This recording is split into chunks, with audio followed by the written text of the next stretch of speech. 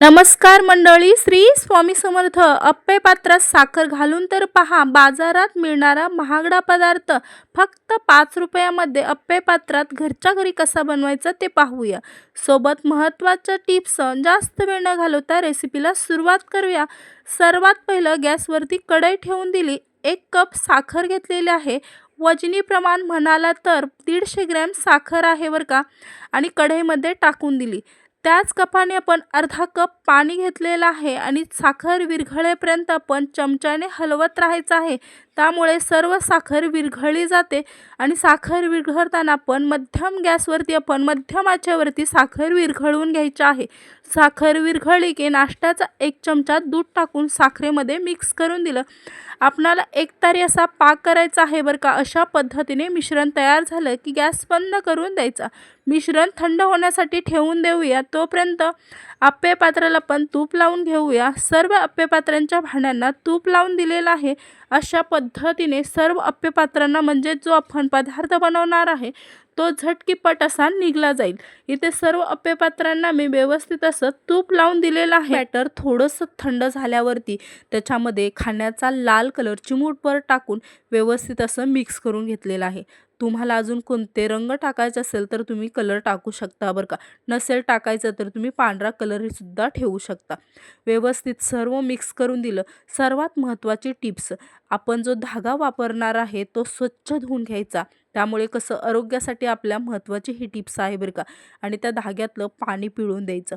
धागा आहे ना तो अप्पे पात्रात अशा पद्धतीने ठेवून द्यायचा. व्हिडिओमध्ये दाखवल्याप्रमाणे धागा ठेवताना बरोबर मध्यभागी ठेवून द्यायचा. हे मिश्रण बनवलेलं आहे ना ते अप्पे पात्रात आपण ओतून देणार आहे बरं का. व्यवस्थित तो धागा आपण आता व्यवस्थित असा ठेवून दिलेला आहे. ते मिश्रणसुद्धा व्यवस्थित असं थंड झाल्यावरती आपण सर्व व्यवस्थित असं मिक्स करून देणार आहे.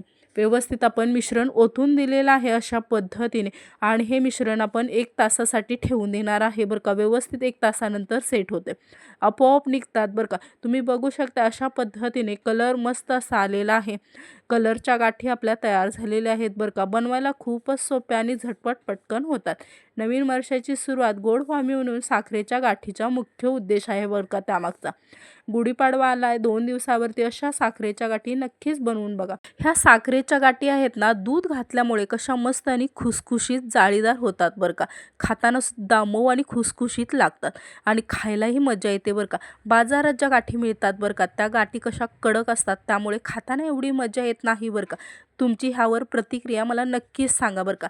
मस्त अशा साखरेच्या आपल्या गाठी बनवून तयार आहेत आणि लाल कलर घातल्यामुळे खूप अशा दिसायला सुद्धा छान दिसतात. ह्या साखरेच्या गाठी तुम्ही गुढीपाडव्याला नक्कीच बनवून गुढीला नैवेद्य दाखवा बरं का.